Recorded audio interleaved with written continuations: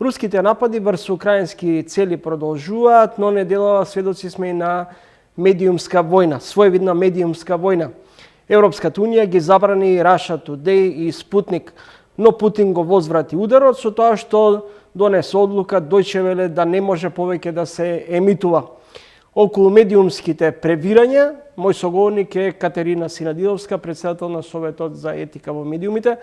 Синадиновска, не ви се чини дека во медиумскиот простор домашен пред се сведоци сме овој период на антипутин и пропутин политика?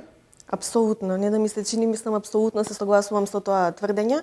Секогаш кога има големи процеси општествени, дали домашни, дали надворешни, тенденција на јавноста е да се заземаат про и контрастрани. Црно-белата слика во политичките и општествени случувања не е нова, таа одамна постои и мислам дека и политичките и бизнис елити често пати инвестираат за таа да постои, само за да не се видат нијансите на сиво помеѓу. Дали во овој период на дезинформации, информации од типот на навивање кон едната или другата страна одат на штета на медиумите, на собствениците или пак на новинарите? Првенствено на граѓаните би рекла, затоа што видете сега ова е една специфична ситуација, како што знаете целиот западен демократски свет застана против агресијата на Русија во Украина. Во однос на новинарските ставови, Федерацијата Европска на новинари беше изрично прецизна во својата констатација дека се работи за напад и за агресија. Ние како новинарска организација ја следиме таа реторика и ги следиме тие осуди кон руската агресија, меѓутоа што се однесува до аспектот на цензурата и на тоа што го споменавте во однос на забраната за емитување, секогаш за новинари е прилично, како да речем, многу сме внимателни кога се работи за цензура. Од аспект на две причини се тука присутни. Прво, дали таа ќе помогне? Значи, тоа е главната дилема. Дали ќе помогне забраната? Од аспект на тоа што знаете како е, кога нешто забранувате, можеби дополнително да ги спровоцирате оние приврзаници на тие медиуми или на таквиот тип на информирање, за дополнително да сметаат дека станува збор за некаква конспирација или за нешто дека се крие или некаква вистина или право на информирање му ускратена, што не помага. Понатаму, колку можете вие да забраните информација во 21 век на интернет, кога знаете колку е се присутна таа мас хистерија, особено во вакви времиња. И едно клучно прашање кое што според мене треба да се го поставиме е многу легитимна дилема, дали знаете како велат, борики се со чудовишта, треба да внимавате да не станете и вие чудовишта сами. Значи, дали вредностите на Западот треба да бидат доведени во прашање тогаш кога станува збор за ваков тип на борба. Каде е предизвикот? Предизвикот е да се успеете да се изборите со ваков тип на навлегување во информативните простори преку вашите собствени вредности.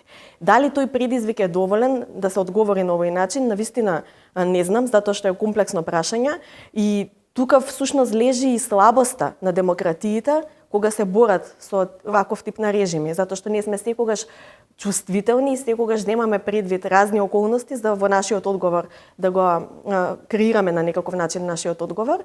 Тоа не го прават диктаторите, како што гледаме, и тука апсолутно имате еден нерамноправен терен за борба. Меѓутоа, сепак, прашањето е дали и во вакви времења ние мора да останеме доследни на столбот на европските вредности и токму затоа и реакцијата на Европската федерација на новинари се движи во таа линија, дека мора да се искористат сите други механизми од аспект на зачувување на вредностите на самата Унија за слободен изразување и говор и забрана на цензура, а од друга страна да се употреби јасна и прецизна реторика дека станува збор за невидена агресија и просто едно политичко варварство, кое што не се случи во 21 век на европското ла. Не ви се чини дека како на македонските граѓани да им недостига можеби авторитет, автократ или можеби диктатор? Тоа е страшно, не знам колку им недостига, колку се во некаков тип на заблуда, меѓутоа секогаш велам дека демократијата не може да биде наметната. Значи таа теза дека демократијата треба да ни ја донесе некој или дека демократијата можете вие со декрет да ја наметнете, апсолутно е нелогична сама по себе, оксиморон. Значи демократијата мора да биде изворна. Поентата на демократските сили во општеството е да работат со антидемократските. Ако вие тој јас и тој ѕид го зголемувате, инвестирате во него, тоа никаде не води. Јас разбирам дека некогаш тезите на оние луѓе кои што се залагаат за цврста рака, за автократија, за диктатура, навистина се апсурдни. Меѓутоа не е начин исмевање со тие тези, ниту е начин лутење или сеење на омраза. Токму прогресивните стили мора да бидат на ниво на задачата за да разберат дека треба да се работи со целото население. И тука мислам дека е всушност и главното потврдување на либералната демократија и на либералните стили во светски рамки, не само кај нас.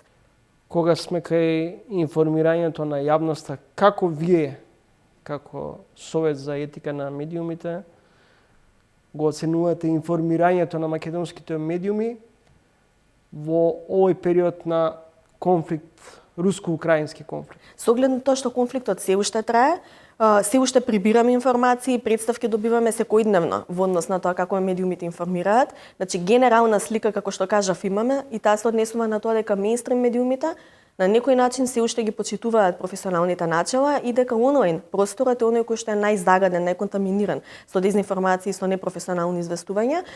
Веднаш испративме соопштение уште кога на првиот ден од воениот конфликт испративме соопштение и повикавме граѓаните да реагираат секогаш кога ќе забележат некаков тип на дезинформација или нарушување на професионалното новинарство. Тоа ни е многу важно, значи од тие реакции ние добиваме инпут од кој што можеме генералната слика да ја составиме за медиумите.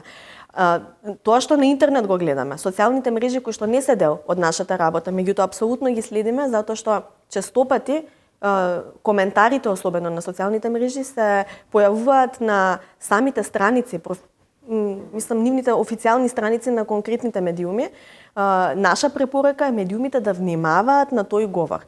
Тоа ретко кој медиум кај нас го прави. Тоа е една од клучните забелешки кога вие објавувате текст на вашата професионална страница, официјална страница на медиумот и потоа оставате тоа да тече таа дискусија или морена навреди помеѓу коментаторите без никаква интервенција од медиумот. Тоа не е професионално. Знаете како е во мирнодопски времиња, ние секогаш сме велеле дека нема врска идеологија со професионализам.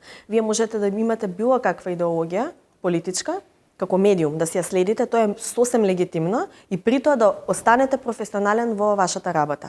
Кога се работи за ваков тип на агресија, со право, слободниот свет, демократскиот свет очекува медиумите да бидат дополнително внимателни во селекцијата на информации. Тоа сепак значи дека вие мора да бидете професионални. Од каде добивате информации, како се обработени тие информации, како се пласирани. Да не заборавиме дека кај нас број 1 прекршување во новинарските стандарди и кога се обични времиња е членот 1 од Кодексот на новинари, кој што всушност налага проверени и точни информации. Тоа значи дека кај нас новинарите најчесто кога го кршат кодексот пуштаат непроверени и неточни информации. Замислете во ваква една ситуација кога имате енормно голема пропаганда, какви и колку е застапена таа низ филтрите на нашите медиуми. Благодарам за издвоеното време. Благодарам и вам.